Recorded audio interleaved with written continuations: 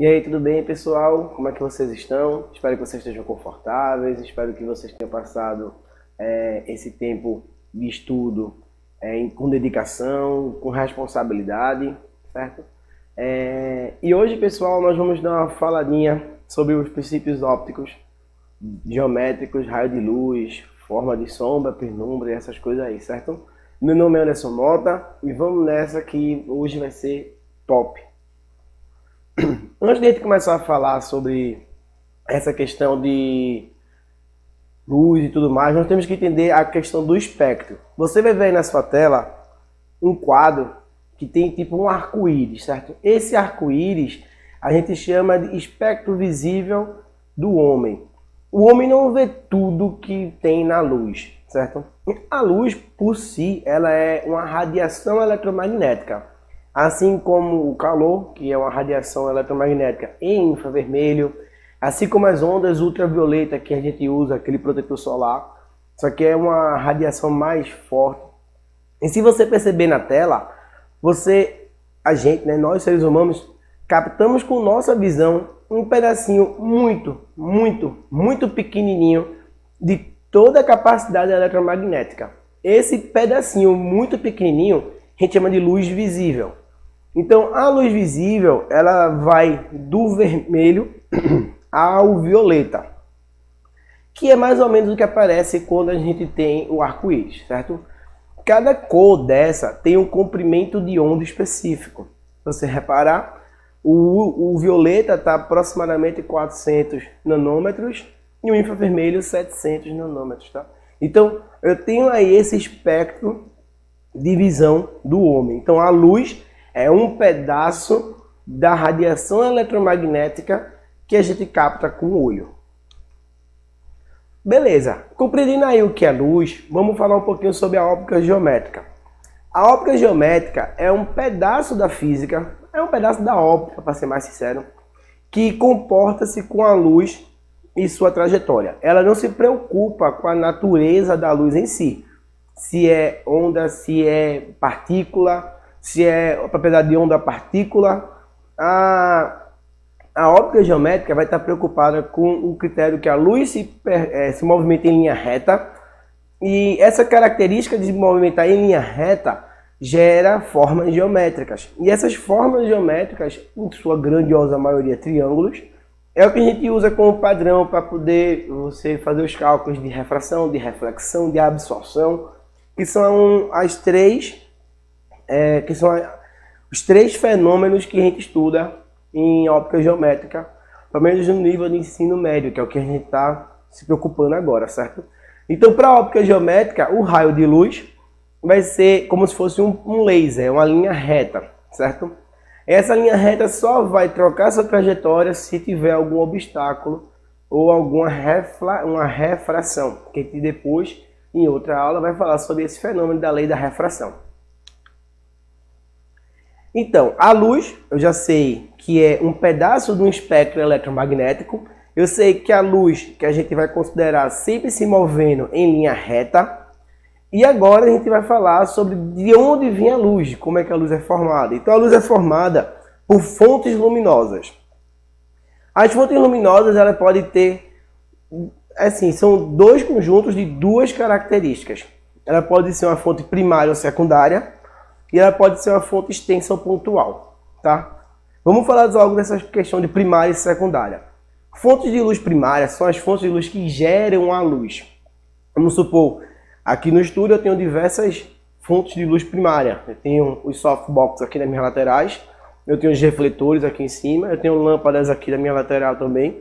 Então esses equipamentos, eles são fontes de luz primária, eles emitem a luz, e a luz acerta os objetos à nossa volta, acerta a mim, acerta o intérprete que está ajudando a galera.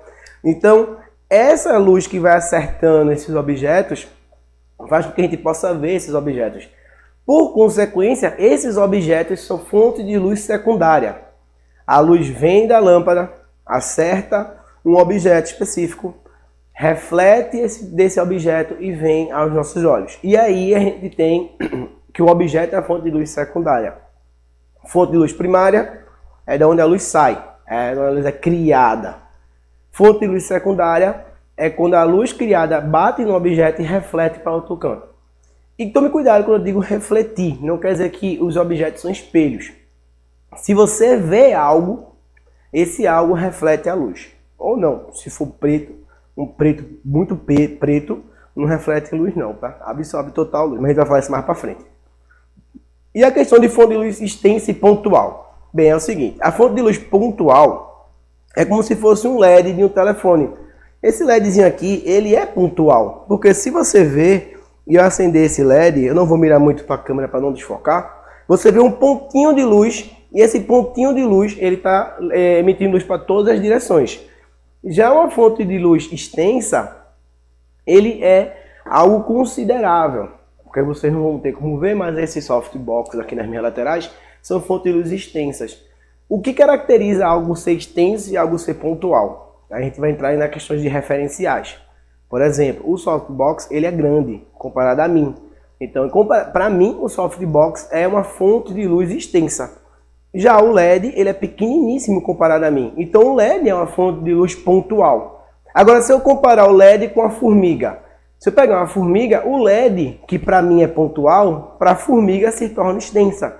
Porque o LED é muito grande comparado a uma formiga.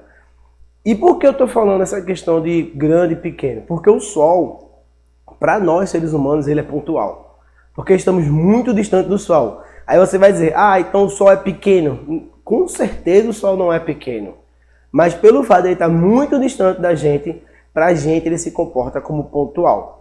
Em outra partida, em contrapartida no caso, o Sol ele é um corpo de fonte extensa comparado à Lua e à Terra. Então veja só, o mesmo corpo ele pode ser extenso e pontual. Depende qual é o referencial que você está tomando. E eu posso ser secundário ou primário. Se eu emito a luz, eu sou primário. Se eu reflito a luz, eu sou secundário. Tá?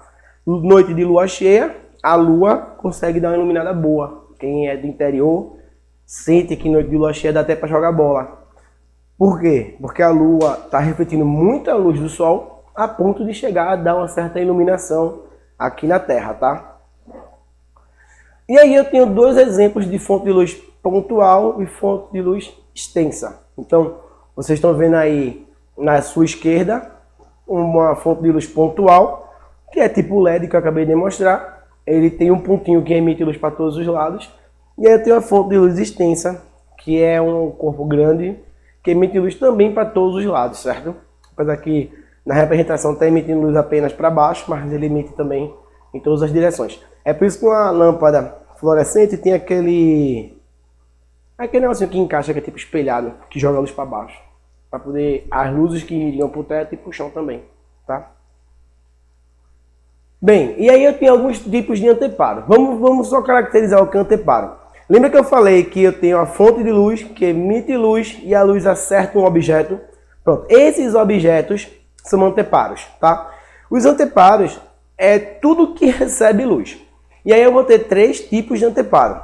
O primeiro anteparo, o branquinho, a gente chama de transparente. A luz bate e atravessa. O segundo anteparo, a gente chama de translúcido. Você perceber que tem uma parte da luz que atravessa e tem uma parte da luz que volta. E o terceiro anteparo, ele é opaco. Ele absorve toda a luz que ele recebe. Você vê que o opaco ele é caracterizado com a cor preto. Por quê? O preto ele absorve toda a luz. É por isso que a galera diz que preto é mais quente. Sim, realmente, preto é mais quente. Lembra que eu falei que a luz é uma radiação eletromagnética? Então, o preto mesmo, ele absorve toda a radiação eletromagnética à volta dele. Então, ele absorve o calor. Então, é natural que coisas pretas fiquem mais quentes. Agora, tem uma contrapartida. Coisas pretas resfriam mais rápido. Então, se você tem um carro e o carro é preto, de meio-dia ele vai estar quente pra caramba. Mas se você parar para pensar de noite, ele vai estar extremamente frio. A ponto de que o ar-condicionado, você bota só um ventiladorzinho assim leve porque está gelado. Então, o preto ele absorve toda a radiação, mas em compensação ele emite mais rápido, diferente do branco. É por isso que isopores são brancos. Por quê? Porque ele mantém o que tem que ser mantido. Se é o frio dentro ou se é o quente fora, né? Ele mantém de maneira mais efetiva. Bora lá. Então, dentro do que a gente falou agora, perceba que tudo isso foram conceitos, foram falados, foram demonstrados, foram exemplificados. Mas, fisicamente falando, eu tenho 3 leis que são os mais importantes de vocês estudarem. A primeira lei é a lei da reflexão. A luz, ela é refletida quando ela tenta atravessar de meio. Quando eu digo meio, vocês têm que ter um pouco de cautela. Vamos supor, eu estou inserido no meio que é o meio, o ar, né? É o meio. Se eu entro na piscina, eu estou em outro meio, que é a água. Entre o ar e a água fica uma camada de união entre os meios. Então, quando a luz sai do ar e tenta entrar na água, ela tenta trocar de meio. Mas isso também acontece, por exemplo, quando a luz tenta entrar no espelho ou no vidro, certo? Então, toda vez que a luz tenta passar de um meio que ela está, o que a gente chama de meio de origem, para o segundo meio, que é o meio de destino, e essa passagem entre os meios vai acontecer um desses fenômenos, ou a reflexão, ou a refração, ou a absorção. E aí esses fenômenos é o que a gente tem que tomar mais cuidado e tem que ter um pouco mais de atenção a eles, tá? Como eu disse, o primeiro fenômeno é a reflexão. A luz tenta sair do meio A e vai para o meio B, seja o meio A o ar, ou o meio B a água, tanto faz. E nesse percurso, ela vai encontrar com a troca dos meios, e aí uma parte dela vai ser refletida ou não. Se você já deve ter observado que às vezes a poça d'água que fica na rua, ou então uma piscina, ou então até mesmo um copo d'água, você consegue ver reflexos. Mesmo você conseguindo ver o chão ou ver o além da água, você consegue ver o seu reflexo. Por quê? Porque uma parte da luz que está sendo refletida de você, ou seja, você é uma fonte de luz secundária, bate na camada d'água e aí uma parte volta para você, que é refletida, e uma parte entra no outro meio, que é a refratada. E aí a gente tem o fenômeno da refração, que ocorre quando a luz consegue trocar de meio. Quando a luz consegue trocar de meio, ela tem uma perda na sua velocidade. E aí essa perda na velocidade reflete na sua trajetória. E aí é um fenômeno incrível, porque a refração é baseada num conceito de variacional, que é a lei de Fermat. Mas aí, isso aí, pessoal, a gente deixa para outras conversas, certo? O terceiro fenômeno óptico que a gente fala muito é a absorção, que é a capacidade que o corpo tem de absorver ou não absorver determinada frequência de luz. Se você parar para refletir, para pensar, a minha camisa ela é meia roxa, certo? A cor roxa é a mistura do azul com o vermelho. Então a minha camisa ela tem a capacidade de refletir o azul e o vermelho. Então o comprimento de onda azul e o comprimento de onda vermelho são refletidos. Logo você que está vendo vê a cor roxa, porque é a mistura dessas duas frequências luminosas. E as outras cores, o amarelo, o verde, é tudo absorvido, certo? Então a minha camisa ela tem a capacidade de refletir uma frequência de luz e absorver outras. E é isso que vai dar a coloração das coisas, tá? Então, um fenômeno físico não quer dizer que ele vai ocorrer sozinho.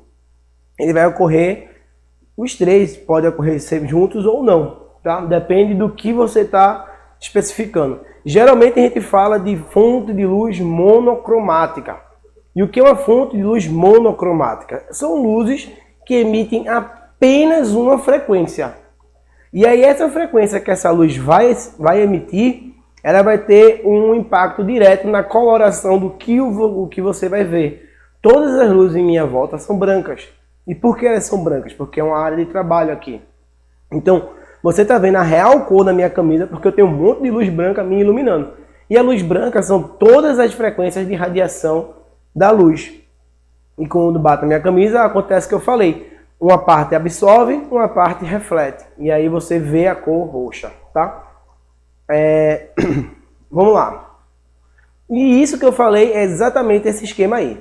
Você tem a cor branca, que é o espectro da luz batendo no objeto azul. Esse objeto azul absorve todas as radiações e reflete apenas a cor azul. E aí o observador que vê esse objeto vai ver esse objeto azul, certo? Isso aí é uma questão muito cobrada em vestibulares, em provas de seleção. Geralmente ele bota a bandeira, vamos pegar a bandeira de Pernambuco, e dentro da bandeira de Pernambuco ele pergunta, se eu iluminar a bandeira de Pernambuco de vermelho, quais são as cores que eu vou ver? A parte branca da bandeira de Pernambuco vai ficar vermelha. A parte azul da bandeira de Pernambuco vai ficar preta. Por quê? Porque a minha luz é vermelha. A luz monocromática vermelha não tem radiação azul. E ela é absorvida pela parte azul da bandeira. E aí você não vê a luz sendo refletida, logo você vê a cor preta. A gente pode dizer, se o branco são todas as cores misturadas, o preto é a ausência de todas as cores. É literalmente o oposto, tá? Com isso a gente vai ter a ideia de eclipse, tá? O eclipse, ele é a união, né? A relação do Sol, Terra e Lua. E aí eu vou ter 4 possibilidades de eclipse, que é o ponto A, o ponto B e o ponto C, como você está vendo na tela. O ponto A e o ponto B e C, eles não são considerados eclipses totais, tá? Agora o ponto C é um eclipse parcial. Aqui no Brasil, há algum tempo atrás aconteceu um eclipse parcial.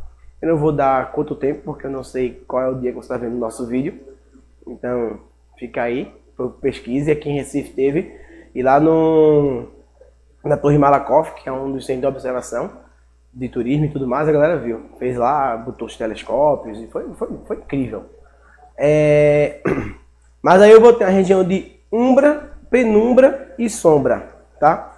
A região de umbra é uma parte antes do cone de sombra, né? Vocês estão vendo aí que quando a luz do Sol bate na Lua, ela forma o primeiro cone, que tem um vértice mais ou menos localizado no ponto B, e forma o segundo cone. Esse primeiro cone a gente chama de umbra, o segundo cone de penumbra. E exatamente o vértice dos cones a gente chama de sombra, tá? Que é a ausência total da iluminação.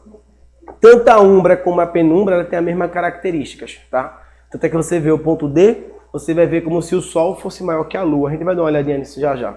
E os outros pontos você vê um parcial. Então, seguindo aí, eu tenho aí uma animação do eclipse acontecendo. Eclipse total aí, tá vendo? Eu estou na região de sombra quando ocorre isso. O símbolozinho do chamado. E aí eu tenho essa parte em que o Sol está meio que sendo comido pela Lua. Quando a gente está na região de penumbra. Então aí, como vocês estão vendo novamente, eu começo na região de penumbra, vou para a região de sombra, fico vendo o Sol negro, né? Aí depois eu volto para ficar na região de penumbra, porque a Lua continua se movimento, ela não fica parada, né? Essa animação foi feita no eclipse total mesmo. Se não me engano foi na África, não tenho muita certeza do local desse eclipse total. Mas é isso aí, vamos continuar. O produtor já está ali me apressando. Para terminar, nós temos aí a parte de câmera escura. O que vinha a ser a câmera escura? A câmera escura é toda a aplicação teórica de tudo que a gente falou agora.